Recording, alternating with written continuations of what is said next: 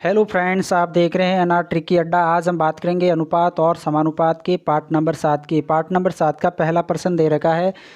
एक आदमी के पास ₹1 50 पैसे व 25 पैसे के सिक्कों की जो सिक्कों का अनुपात दे रखा 1/2 अनुपात 1/3 अनुपात 1/4 के अनुपात में सिक्के बंटे हुए 50 पैसे के सिक्कों की संख्या 96 दे रखी है। तो टोटल सिक्कों की कुल राशि कितनी होगी, यानी टोटल रुपए हमारे पास कितने होंगे। तो इसको ज्ञात करने के लिए सबसे पहले हम क्या करते हैं, देखो हम सबसे पहले लिखेंगे उनके पास ₹1 के कितने सिक्के हैं, उनके पास 50 पैसे के कितने सिक्के हैं और उसके पास 25 पैसे के कितने सिक्के हैं। तो देखो सिक्कों का अनुपात बट्टे में दिया हुआ, सिक्कों का अनुपात बट्टे में दिया हुआ, तो बट्टों अनुपात कभी बट्टे में नहीं होता, उसको बराबर एक संख्या में बदलना पड़ेगा। तो देखो 1/2 अनुपात 1/3 अनुपात 1/4 को अगर हम एक बराबर संख्या में बदलेंगे तो हम हरों का एलसीएम लेते हैं।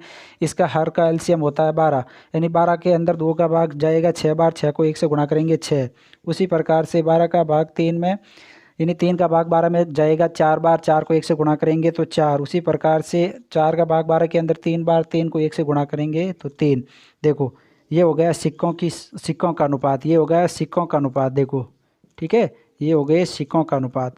ठीक है, तो देखो अब अगर ₹1 के 6 सिक्के हैं तो ₹6 तो ये बढ़ेगा। उसी प्रकार से ₹2 यहाँ पर बनेगा और उसी प्रकार से 0.75 रुपये 25 पैसे के सिक्कों के बढ़ेंगे। अब देखो ये कह रहा है कि 50 पैसे के सिक्कों की संख्या 96 दे रखी है, यानी 96। तो देखो 96 वैल्यू है किसकी, 4 की वैल्यू है। अब हमें ज्ञात क्या करना है, हमें ज्ञात करना है टोटल सिक्कों का कुल कितनी राशि होगी, यानी टोटल सिक्के जो भी है उनकी टोटल राशि, यानी राशि हमारे पास क्या है ₹6 ₹2 और 0.75 तो अगर हम इनको जोड़ेंगे टोटल करेंगे तो 8.75। अगर हम इस पॉइंट को हटाएंगे तो नीचे लगेगा 100। अब क्या होगा, देखो ये तो 24 से कटता है कितनी बार, ठीक है। और अब देखो ये 24, देखो ये कटेगा, ये कटेगा, ये कटेगा 6 बार और ये कटेगा 25 बार 4 से। ठीक है, ये 25 कितनी बार कटेगा, कितनी बार कटेगा 35 बार, कितना 35 बार। इधर बचा 6 गुणा 35 यानी 210, टोटल 210 रुपये होंगे। कितने, ₹210 उनके पास होंगे, यानी ऑप्शन नंबर सी राइट है। कौन 27 क्या दे रखा है, ए बी व से तीनों को रुपये 10,500 की राशि को आपस में क्रम से 5:7:9 में बांटा जाता है। तो प्रत्येक को ₹500 अधिक मिलेंगे तो उसका अनुपात क्या हो जाएगा। अब जो भी रुपये है उसको बांटने के बाद उसको अगर हम 500 रुपये और देते हैं तो उसका अनुपात क्या होगा। तो देखो इसको सॉल्व करने के लिए सबसे पहले हम क्या करेंगे, ये करेंगे कि टोटल राशि हमारे पास कितनी है, टोटल राशि हमारे पास है 10,500 रुपये। ठीक है, और टोटल अनुपात कितना दे रखा है, यानी A अनुपात B अनुपात C, इसका मान दे रखा है, ये दे रखा है। ठीक है, 5:7:9, यानी टोटल इसकी वैल्यू कितनी दे रखी है, इसकी वैल्यू दे रखी है 21। कितनी, 21। देखो 10,521 की वैल्यू है, तो हमें ज्ञात क्या करना है, 500 रुपये अगर हम उसको अधिक देंगे ए की वैल्यू क्या हो जाएगी, ए की वैल्यू 500 रुपये हो जाएगी। कितनी, 500 रुपये। तो देखो ए की वैल्यू 500 रुपये है तो हमें ए बी और सी की अलग अलग वैल्यू ज्ञात करनी है। अगर ए की वैल्यू 500 है तो 5 यहाँ पर है, तो यहाँ पर ए को मिलेंगे 2500 रुपये। कितने, 2500। उसी प्रकार से बी को मिलेंगे 3500 रुपये। कितने, 3500। और सी को मिलेंगे 4500 रुपये। ये 10,500 का अनुपात के अंदर हमने बांट दिया। अब ये कहता कि 500 रुपये इसको और दे दो, यानी सब में प्लस 500 करने हैं, सब में प्लस 500 करने हैं, सब में प्लस 500 करने हैं। तो अब देखो ये हो जाता है 3,000। कितना, ये होगा 3,000 अनुपात, ये होगा 4,000। ठीक है, और ये हो जाएगा अनुपात 5,000। कितना, 5,000। अब देखो पीछे से 3 0 को काट दो, ये हो जाएगा 3:4:5, यानी ऑप्शन नंबर कौन सा राइट है, ऑप्शन नंबर ए राइट है। प्रश्न नंबर 28 क्या कहता है, A + B + C अनुपात D का मान 17:3 है। A + C + D अनुपात B का मान 3:1 है।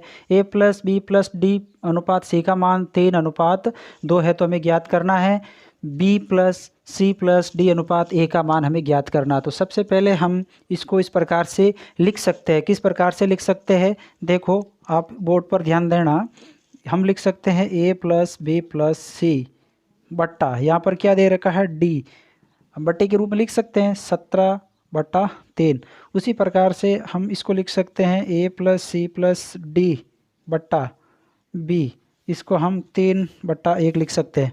उसी प्रकार से अगर हम इसको लिखें यानी ए प्लस बी प्लस डी बट्टा क्या दे रखा है, क्या दे रखा है, सी, यहाँ पर दे रखा 3/2। देखो यहाँ पर 4 अनुपात दिए हुए हैं, ए बी सी व डी। इन चारों का योग यहाँ पर करते हैं तो 20 आता है। अगर हम इन चारों का योग करते हैं तो यहाँ पर 4 आता है। अगर हम इन चारों का योग करते हैं तो 5 आता है। योग तो अलग अलग नहीं हो सकता। योग को समान बनाने के लिए हम क्या करेंगे, योग को समान बनाने के लिए सबसे पहले हम गुणा करेंगे। किसको गुणा करेंगे, देखो यहाँ पर तो गुणा करना ही नहीं है, 20 बनाना हमें, तो यहाँ पर 5 से, यहाँ पर 4 से गुणा करेंगे। उसी प्रकार से हमें यहाँ पर भी 4 से गुणा करना पड़ेगा ऊपर, और यहाँ पर भी 4 से नीचे गुणा करना पड़ेगा। अगर हमने 5 से गुणा करना पड़ेगा और यहाँ पर भी 5 से गुणा करना पड़ेगा। उसी प्रकार से हमने यहाँ पर 4 से गुणा किया तो यहाँ पर भी ऊपर 4 से गुणा और यहाँ पर भी नीचे 4 से गुणा करना पड़ेगा। तो देखो ए प्लस सी प्लस डी का मान यहाँ पर आ जाता है 15, कितना, 15, और नीचे आ जाता है 5 बी का मान। उसी प्रकार से ए प्लस बी प्लस डी का मान यहाँ पर आ जाता है 12, कितना, 12, और सी का मान आ जाता है 8। अब देखो सी का मान हमें प्राप्त है, बी का मान हमें प्राप्त है और डी का मान हमें 3 प्राप्त है, डी का मान हमें 3 प्राप्त है। अब हमें ए का मान ज्ञात करने के बाद हम इस प्रश्न को सॉल्व कर लेंगे। तो देखो होता क्या है, हमारे पास सी का मान तो दे रखा है 8, उसी प्रकार से बी का मान दे रखा है 5, और बी का मान और डी का मान यहाँ पर दे रखा है 3। तो ए का मान निकल कर आ जाएगा। टोटल वैल्यू तो हमारे पास 20 है, तो 20 में से इनको निकाल लो, किसको, B plus C plus D को बाहर निकाल लो, तो ए का मान प्राप्त हो जाएगा। कितना होगा, 13 4 16, यानी 4 यहाँ पर ए का मान हो जाएगा। ये क्या कहता है, A B plus C plus D अनुपात ए, यानी अब हमें इन तीनों को जोड़ना है। इसका अनुपात 16 होगा इसका योग, और ए का अनुपात 4 है ही है। अगर हम इसको 4 से काटें, 4:1, 4:1, यानी ऑप्शन नंबर कौन सा राइट है, ऑप्शन नंबर डी राइट है। कौन सा, संख्याओं का अनुपात, दो संख्याओं का अनुपात दे रखा है हमारे पास, क्या दे रखा है, 3:4। इनमें से प्रत्येक को 30 बढ़ाने पर, प्रत्येक संख्या में 30 को बढ़ाने पर अनुपात 9:10 हो जाता है। तो वो संख्याएं ज्ञात करनी, वो संख्याएं कौन कौन सी है। तो देखो पहली संख्या और दूसरी संख्या, पहली संख्या 3 है, 3x, और दूसरी संख्या को हम 4x मान लेते हैं। प्रत्येक में कितना, 30 बढ़ाना है। तो मैं इसको इस प्रकार से लिखता हूँ, पहली संख्या बटा दूसरी संख्या, यानी प्रत्येक में 30 बढ़ाना है तो 30 को ऊपर नीचे जोड़ दो, बराबर ये अनुपात कितना हो जाएगा, जोड़ने के बाद, इन्हें बढ़ाने के बाद 9/10 हो जाएगा। तो अब क्या करना है, वज्र गुणा करना है। वज्र गुणा करने के लिए हम इसको वज्र गुणा करेंगे ना, तो होगा ये 30x प्लस 300 हो जाएगा। उसी प्रकार से अगर हम इसको करेंगे तो 36x प्लस ये हो जाएगा 270। अब देखो 36x में से 30x जाएगा, पीछे बचेगा 6x, कितना, 6x, ठीक है। अगर 300 में से 270 जाएगा, पीछे बचेगा 23, कितना बचेगा, 23, बराबर हो जाएगा 30/6। यानी अगर हम इसको काटेंगे तो इसका मान 5 आएगा। तो पहली संख्या क्या है, 5 से गुणा कर दो, पहली संख्या तो हो जाएगी 15, अनुपात दूसरी संख्या क्या हो जाएगी, 5 चौक 20, ठीक है, ये हो जाएगी 15:20। ऑप्शन नंबर बी राइट है। इसी प्रकार के वीडियो देखने के लिए हमारे चैनल को सब्सक्राइब करो।